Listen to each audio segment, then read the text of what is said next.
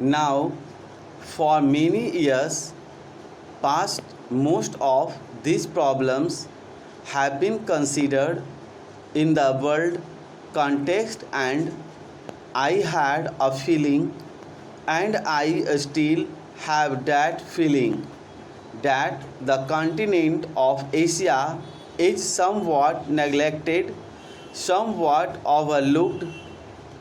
It is not considered important enough for as much attention to be given to it as is given to certain other parts of the world.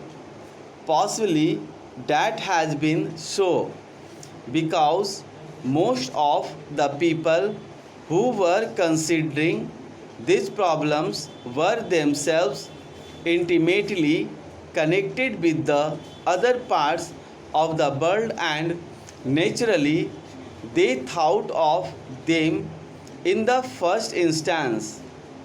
Naturally, also, if I have to consider these problems, I would attach more importance to Asia because it affects me more intimately. About that kind of reaction apart, it is quite obvious that you cannot consider the problem of Asia or the problem of Europe or the problem of America or the problem of Africa in isolation from the problem of other countries.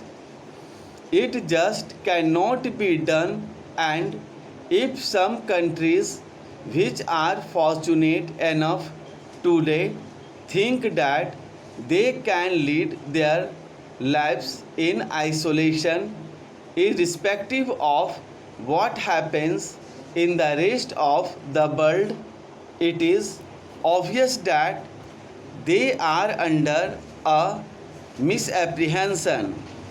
Today, if one part of the world goes down economically, it has a tendency to dash others with it, just as when unfortunately war breaks out, other people who did not want war are involved.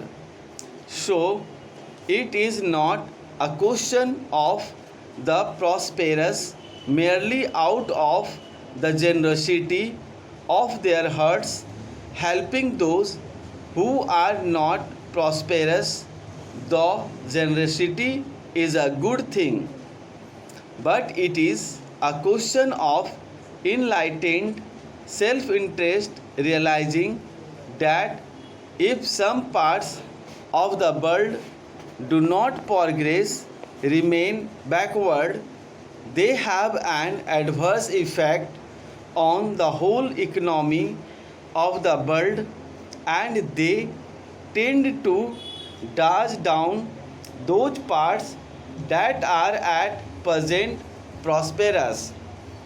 Therefore, it becomes inevitable to consider these problems in the global way and to pay even more attention to those parts which are relatively backward.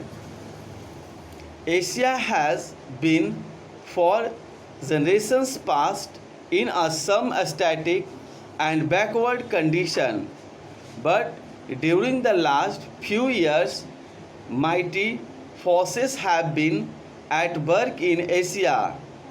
These forces inevitably thought in terms of political change to begin with, because without political change it was not possible to have any far reaching or enduring economic change.